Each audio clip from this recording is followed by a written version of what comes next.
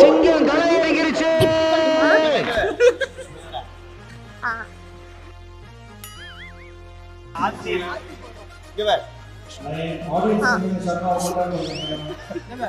இப்பவே கண்ணை கட்டுது.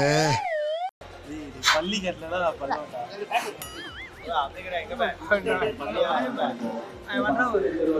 இங்கே நின்று என்ன நடக்குதுன்னு மட்டும் பார்க்கலாம். ஓகே, சட்னி சோறு.